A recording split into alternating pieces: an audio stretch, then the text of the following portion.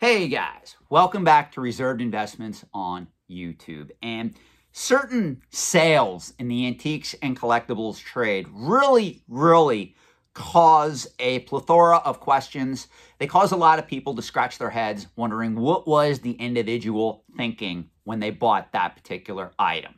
Now this is, for the uninitiated, this is a collectibles finance channel. I pretty much take you behind the scenes as to how the antiques and collectibles trade really operates from the position of somebody who is not only educated in the antiques and collectibles trade, but also business, economics, and finance. And that is very important for a lot of you guys and gals out there that are trying to invest, speculate, collect, or even possibly become a dealer for a lot of these particular items or items that you have a passion for.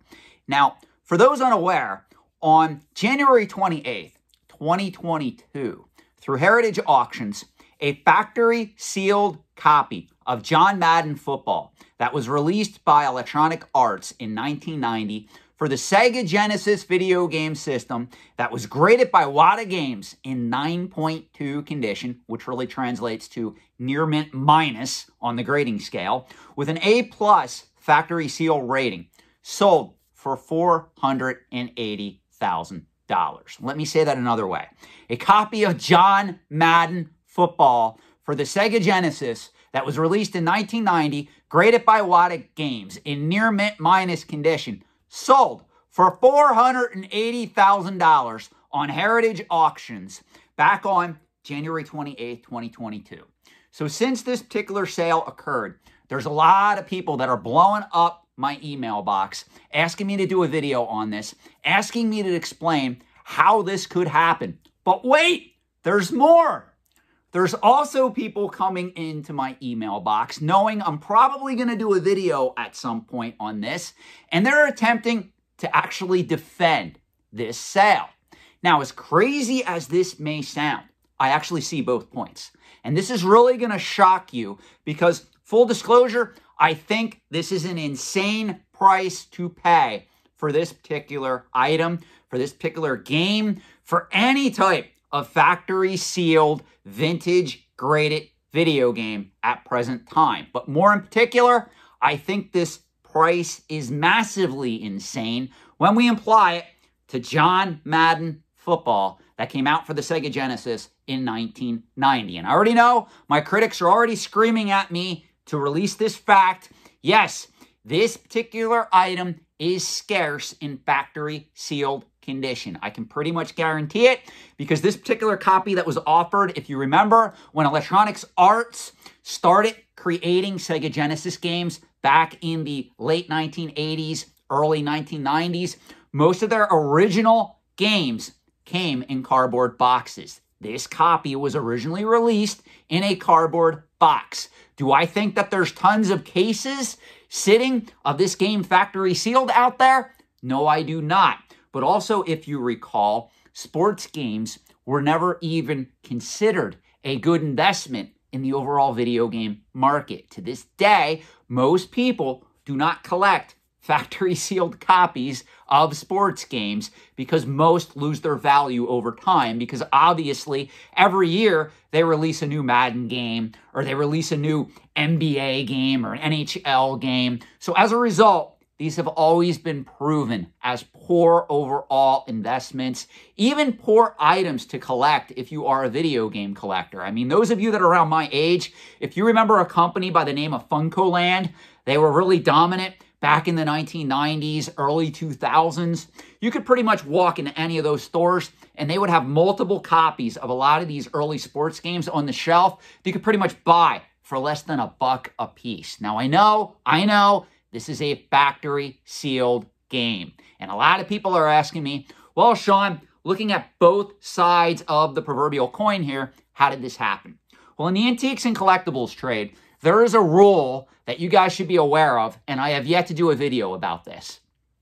If a famous athlete, if a famous entertainer, if a famous artist, if a famous celebrity, if a famous politician dies, around that particular time frame, meaning around that individual's death, that is the worst time to possibly attempt to buy, collect, or invest in any type of collectible, antique, artifact, piece of memorabilia that is linked to that particular individual. So that, along with what's happening in the realm of mass hysteria, mass prices being paid for vintage and graded video games right now at present time, especially in the year 2022 that we find ourselves in, that's what led to this particular game selling for $480,000, especially in 9.2 condition. And I want to make that very clear. It is not just mass hysteria in the overall vintage video game space. It is also the fact that this particular item centers around a major football personality that recently died. And if you are unaware of this, I'm so sorry for your loss. But in case you are unaware, on December 28th, 2021, John Madden did in fact pass away. So this particular item literally came up for bid a month later, and it's pretty much the first original sports game that's attributed to him, and that's why it sold for so much money at auction, along with some of the interesting developments, I'm going to word it that way, that are occurring in the market for vintage factory sealed graded video games at present time. Under no circumstances am I endorsing this sale. I really think this particular buyer may have made a mistake. We are going to see if another one of these comes up for bid and it is either in 9.2 condition, or if another one surfaces that is in higher condition. It'll be interesting to see what it sells for. You know, guys, a lot of you are making a massive mistake by investing in this market right now. I've said this before. I will say it again. There is actually no fundamental prices that can be attributed to these items and can be argued for in one way or the other. There's no population reports. A lot of you guys are getting involved in the wild, wild west here, playing in this market for graded video games, not realizing that the market is in intense turmoil. It's been manipulated to the point where it's almost unrecognizable, and you have companies that still refuse to release full population reports. If I was a buyer going after this particular game, I would have never shelled out $480,000 without asking the grading company, hey, show me the population reports. How many of these did you grade?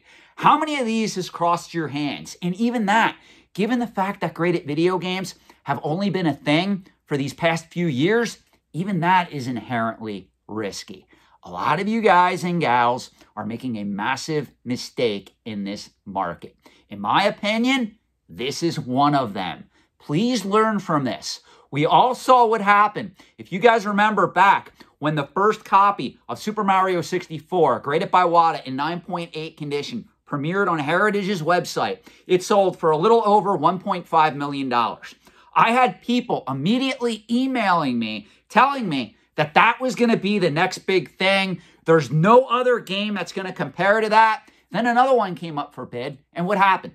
It fell 50% in value. These are not investments, guys. These are speculative liabilities that a lot of you are considering assets that you do not know how to value at present time. Go back and watch the 12 a.m. rant I did on the subject of value in the antiques and collectibles trade. It fits perfectly into this talking point. That's pretty much how I'm going to end the video. I'm just telling you guys, be very careful what you do with your money. In my opinion, the person that bought this particular item for $480,000, he's not a Timmy. And if it is a she, she's not a Kimmy. What they are is a Poindexter. Timmys and Kimmys usually don't have $480,000 at their disposal to spend on one of these particular items. The person that bought this particular item is a Poindexter who in most cases doesn't know how to analyze these markets. And yes, if that particular individual is out there watching this video, if you want to send me an anonymous email at reservedinvestments@gmail.com, you can hide your real email address. You can hide your name. I'm just curious if you can show me a picture of the item that shows that you are the legit buyer, and you can give me a summary of what was going through your head when you bought this particular game for this amount. I would love to hear it. because I cannot, in my mind, fathom that a factory sealed copy, even if there's only 2 or 3 of these out there, of John Madden Football from 1990 for the Sega Genesis in 9.2 condition, no less, is worth this amount. Obviously, to you it is. Again, I would love to hear your reasoning, but please make sure, if you do send me an email, I expect to see a picture of that particular item with some type of identifying factor in it that shows me you just didn't Photoshop it or pull it off of the Heritage website. But I would really love to hear your reasoning on this, because I'm sorry, I do not see it, nor would I ever recommend to any of my clients they spend $480,000 on this particular game, literally a month after the death of John Madden, especially in this condition, given the fact that John Madden Football is not that much of an iconic game compared to some of the vintage Nintendo games that I've talked about on this channel that shouldn't be selling for the prices they're selling at present time. I mean, let's just take a minute here. Does anybody think that John Madden Football is as iconic as Kid Icarus or Metroid or Kirby? Some of those even non-Zelda, non-Super Mario Brother games out there, like the second-tier Nintendo games. I would say, in my opinion and in my assessment, those particular games are much more iconic than a copy of the original John Madden Football for the Sega Genesis that was released in cardboard box format back in 1990. The only thing that you have going for you here, whoever bought this, is, I'm going to state it, you do have rarity. But I do not see this particular item accelerating in demand to the point where several years from now, this particular game, you're going to convince me, is going to be selling for millions of dollars on the secondary market. I don't see it. Maybe I'm wrong. Who knows? Let me know your thoughts in the comment section below, and thank you for watching.